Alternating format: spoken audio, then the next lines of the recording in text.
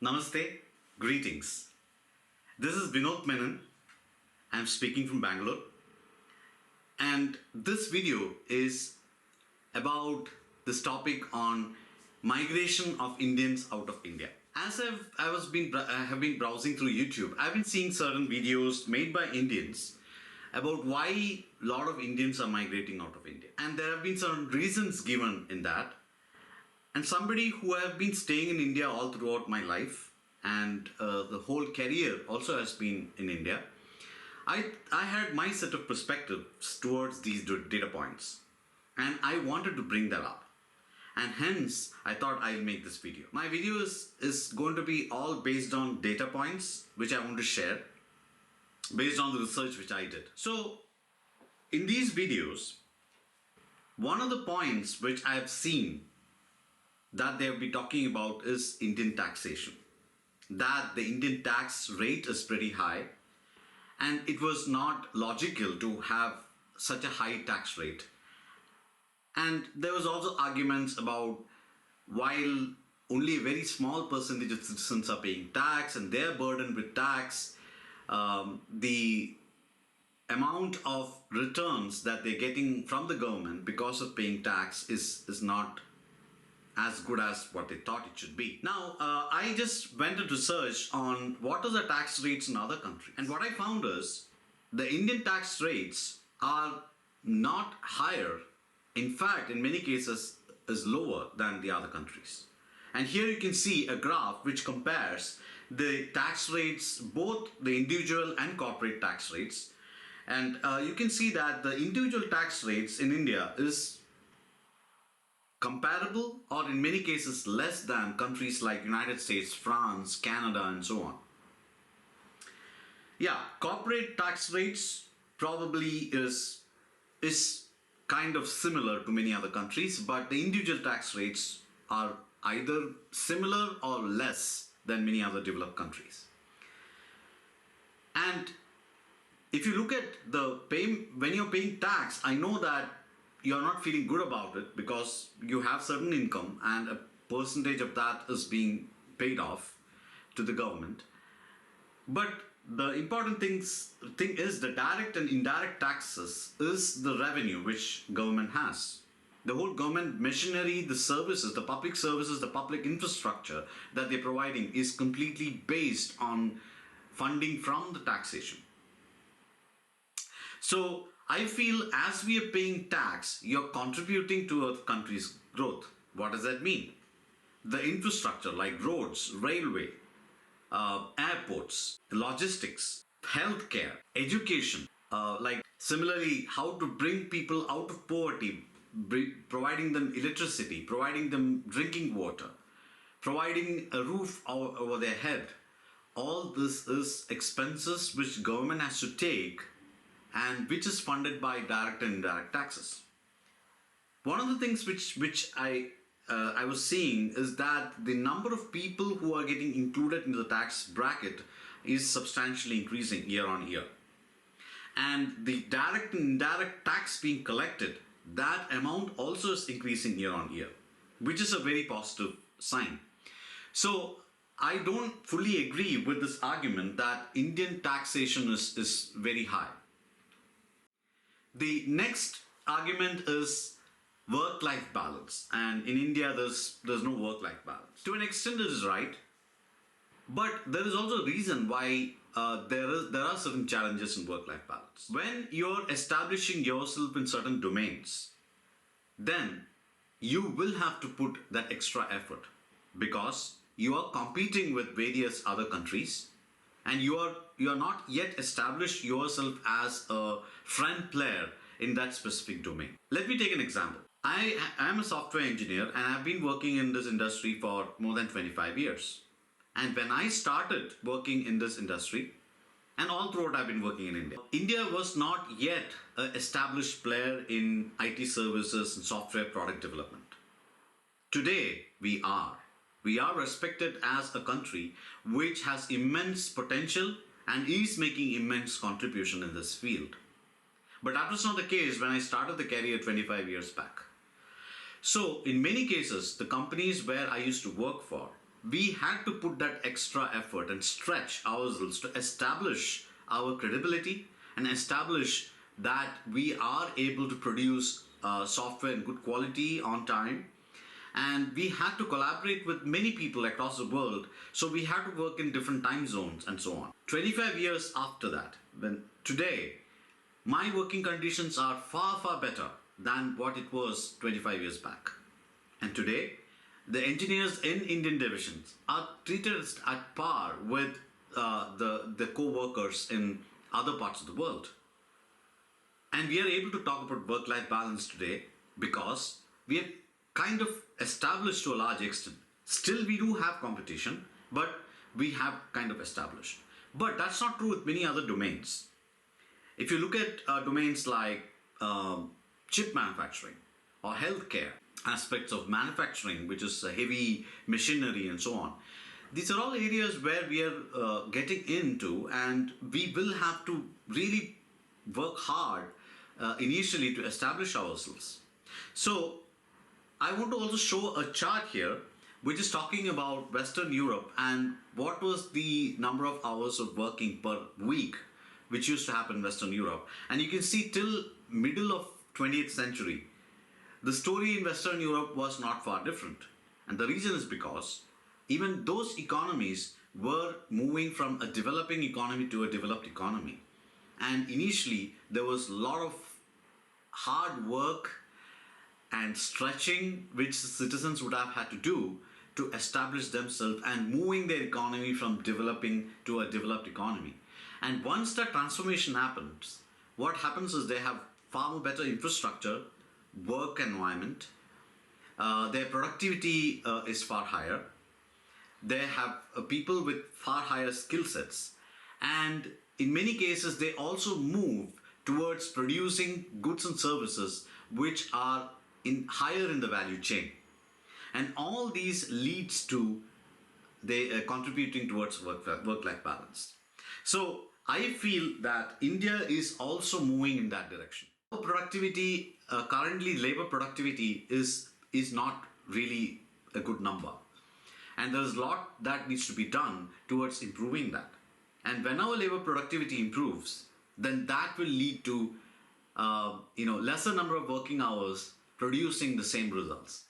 And that can happen when people have higher skill sets, there is better work environment provided, there is better infrastructure in place, and then we start producing more high valued products where every hour of work that you spend, the value that you're producing is far higher than doing hard labor or a manual labor.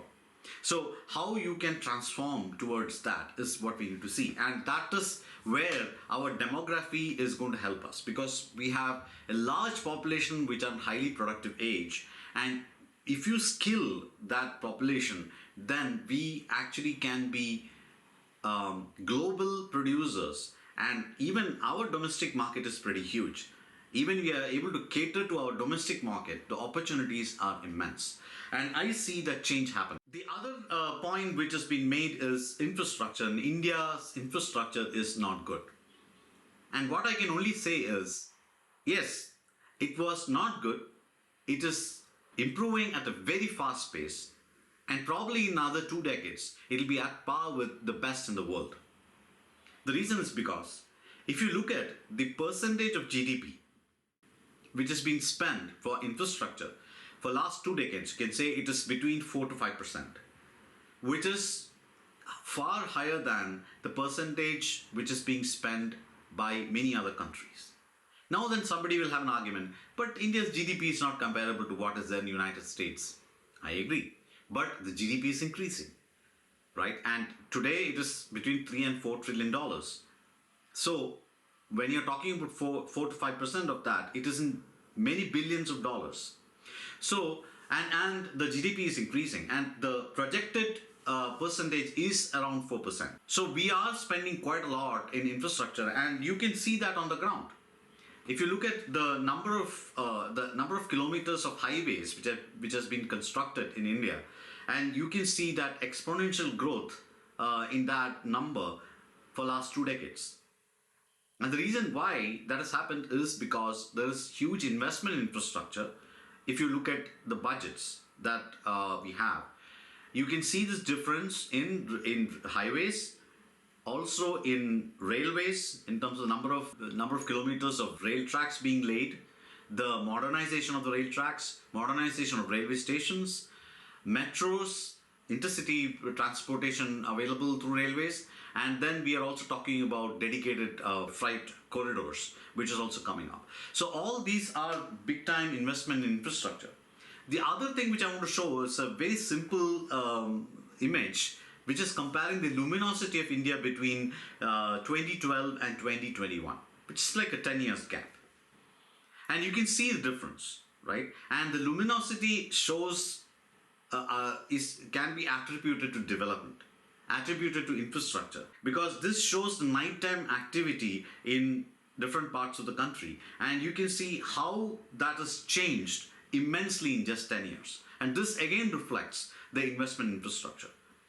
So I agree that infrastructure can improve, but what I can say is we are going the right direction, and it's just a question of probably another 10 more years where our infrastructure will be at par with many other countries in the world, developed countries in the world. The other argument is corruption. India is very corrupt. I cannot disagree on that. Definitely there is corruption, and corruption is an impedance towards our growth. And I want to show you the corruption perception index, which is one of the indexes being considered by statisticians to compare the extent of corruption across different countries. And you can see that many of the developed countries, the corruption perception index is pretty high. The reason why that is so is because corruption is directly associated to law enforcement. You have more investment in law enforcement, lesser risk of corruption. And if you can look at the statistics, in India, we have 145 police officers per 100,000 citizens. When compared to US, which is around 250, and France is almost 450. So there is a huge difference, and this definitely leads to a weaker law enforcement in India, because the proportion or ratio of police force to citizens is far lower. The other area is judiciary, the amount of time which we take for litigations, the awareness of citizens towards their rights. All these are other aspects and dimensions for corruption. Because when your judiciary is slow, people are wary to go towards judiciary for asking for justice. And that makes them take these other routes through corruption or whatever to get their things done. Now, what I can only say is there are two aspects. One is law enforcement, investment in judiciary, and third is bringing transparency to these processes. One of the examples which I want to tell is income tax. It lasts around last 2 decades. There's been huge investment which has happened in digitization of tax filing and tax returns processing, which has led to a lot of transparency in that whole process. And you can say that the malpractices which probably used to happen in this tax returns and income tax filing, probably around 20 or 30 years back, I see that less and less today with the transparency and complete digitization of this whole process. You can see that happening in various different fields where this digitization is happening.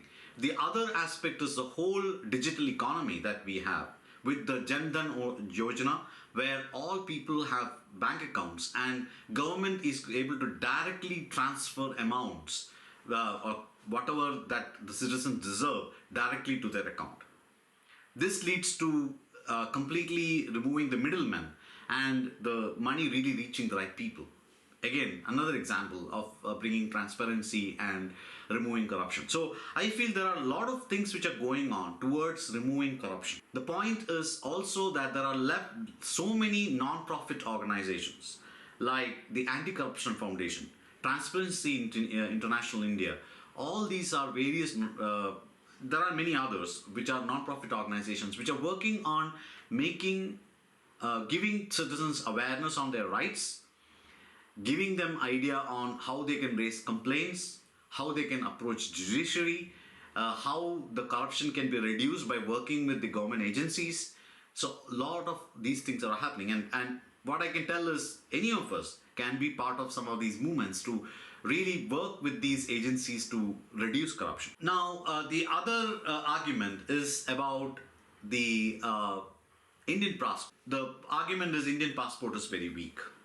So I was just looking at the statistics, and India right now, Indians can have visa free or visa on arrival uh, or visa free entry altogether in around 71 countries, which is a low number when compared to passports of Singapore or Japan, which are two other Asian countries. Definitely, India is ranked far below. But why is this happening? The reason why this is happening is, I feel, is only because of one reason.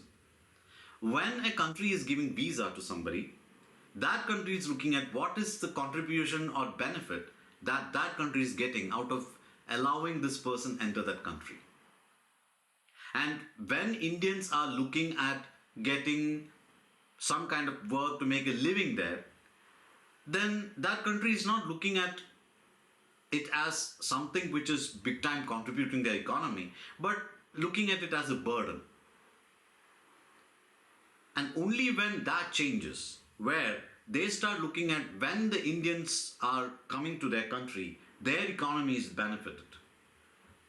And they are not coming here for some menial, sweeping work or a construction work or something, but really something which is high valued skills that they have, or they are coming as tourists, so they're going to spend money, or they're going to come and they're extremely good entrepreneurs. They're going to start companies or organizations where they're going to give employment to local people or local citizens and contribute to the economy.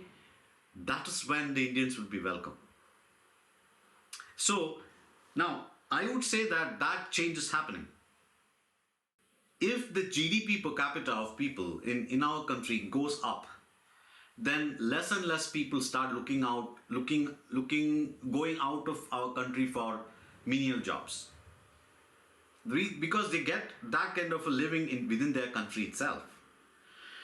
So if you look at the per capita GDP of India, you can see that it has been really growing at a steady pace from around year 2000.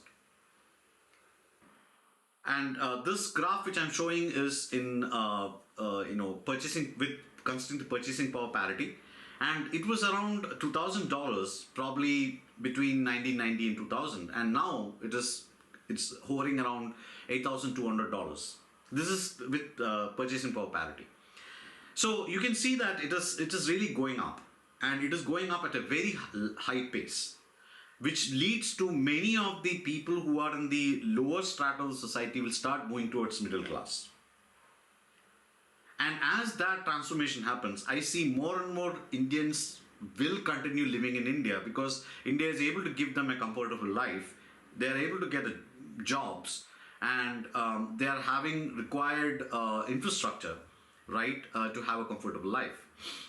So, and as that happens, we'll have Indians going to other countries because of they have high valued skill sets, or they're entrepreneurs, or they're tourists. And all these three things are welcome in any other country, and that will slowly kind of see our passports rank really going up. And there is also the aspect of perception about India. And I think last many governments have been working towards bringing that, really improving the perception about India in the external world. And as that happens, all these will together contribute towards making a big change in the passport ranking of India. And I see that happening in next 10 to max 15 years. Now, I've been kind of giving my perspective about these videos and some of the points which came across on why people are migrating out of India. But I want to also talk about, why should somebody live in India? Somebody who have been living my life throughout, I've seen India growing, right? Somebody who is in 50s right now, so I've last 50 years I've been in this country, seeing country transforming. I also have my perspective towards why what are great things about living in India? One is cost of living. Cost of living in India is, if you look at this graph, which compares the cost of living index of India with many other countries, you can see it's far lower, even compared to countries like China, Russia. And if you look at United States or United Kingdom or Germany and France and Japan, it's far, far lower. So for the kind of comfort that you can afford in India, if the similar comfort you need to get in a country like UK or France, it's going to be very, very tough. You have to spend a lot of money and don't think your income is proportional. So I would say that cost of living is one big reason. Second is about healthcare. Healthcare is extremely important, right? For you to have a healthy living, you need to have good healthcare. And healthcare expenses are so low in India. That is why there is medical tourism.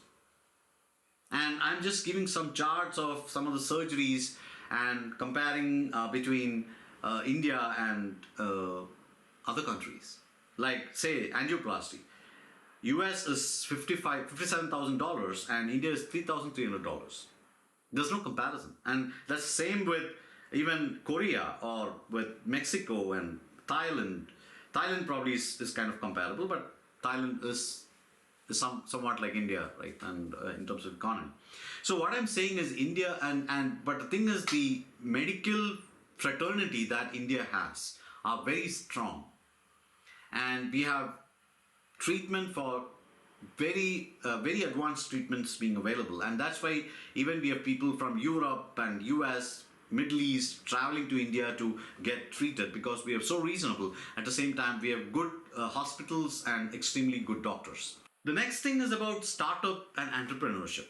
I feel that one of the most important catalysts for any economy to develop is entrepreneurship, and also enough investment towards these startups. And if you can see the number of startups which we have in Feb 2023 is around 92,683, right? And value of the startup funding is around 11 to 12 billion dollars. That's huge. And there are so many unicorns. Now, why is this important? This proves multiple things. One is, it proves that there are opportunities for these startups to, to create a market, or there's a market available for them where they will be able to, do profitable business. That's one thing. Second, there are people with the skills to become entrepreneurs. Third, there is funding. There is enough investment, which is from banking sector or FIIs, or stock exchange, through which there is funding coming to these startups. So there are all these things, which is another aspect. Then the third aspect is also about the consumption capacity of India as an economy. And that is what the second chart is showing. The disposable income of Indians. If you compare between 2015 and 2025, and you can see the yellow band, that is basically middle class. And you can see how the lower class of people is moving towards middle class. And you can see that middle class is such high band by 2025. And the amount of disposable income together is almost around 62 billion, right? So which is huge. And that really shows the capacity of consumption of Indian economy, and that is very key for markets being available. And when the markets are available, there is going to be organizations, companies, startups which kind of come to cater to these markets. And so that is the big catalyst towards growth of this economy and the domestic market. And the thing is, Indian economy, its huge dependencies on domestic market because it's pretty huge. And the demography also shows that the age between 20 to 40 is a large part of the population, and that's a productive age, and that is the age where there is high consumption. So all this is aligned towards growth for Indian economy, and that is why India is going to be the happening place. Then the other aspect is when you stay in India, you have the whole society, right, who is going to be there with you, your family. It becomes a good support system for you. You are able to celebrate all the festivals. You are able to, see that your next generation is growing based on our culture, our tradition, our values. They are able to learn things related to our culture, like classical dance, classical music, classical arts, literature, and so on. And all that is very important for our culture and tradition to continue for many more generations to come. And then there is this whole aspect of the friendship, relationship that you have, which you are able to build in your own country. All this is going to help you to lead a happy life, which is a key factor. So these are some of the points. I can actually speak even more about why I feel living in India has its set of benefits and what they are. I just touched upon a few points. What I want to tell you is all of us can contribute towards this country's development. As we say, many raindrops make a stream, and many streams make a river. It's true with us too. Each citizen can play a role in his or her small way, which can make a big difference. While we are paying direct and indirect taxes, we are contributing to the country. While we are consuming the goods and services of this country, we are contributing to our country. As we are participating in the whole electoral process, you are participating in the democratic process of our country, which again has an influence towards how the country progresses. And then you can also do a lot of things towards educating deprived children, skilling people who don't have those opportunities. And there are various ways of collaborating with many non-profit organizations to help out our country to progress and prosper. And you can do that while you are in this country. And then there are also ways of working with many of the non-profit organizations like anti-corruption or Transparency International and so on, towards bringing awareness to our citizens about their rights and how we can help them to have a corrupt-free country. So all these are contributions that you can make as you stay in this country. And only we can make that change. Nobody else can. I want to just end this video with two quotes. One from my most respected ex-president, Dr. APJ Abdul Kalam. He made the statement, if a country is to be corruption-free and become a nation of beautiful minds, I strongly feel there are three key societal members who can make a difference. They are the father, the mother, and the teacher. I think this is what I also want to reiterate. Each of us have a big role to play. And this is a nice quote from one of the speeches by ex-president of US, Barack Obama. Change will not come if we wait for some other person or some other time. We are the ones we are waiting for. We are the change that we seek. So if India has to change, we Indians have to think. There's nobody else thinking for our country. Thank you. I hope this video was interesting, and if you find it useful, please comment and also share this video with your friends and family. Thank you so much. Have a great day. Bye-bye.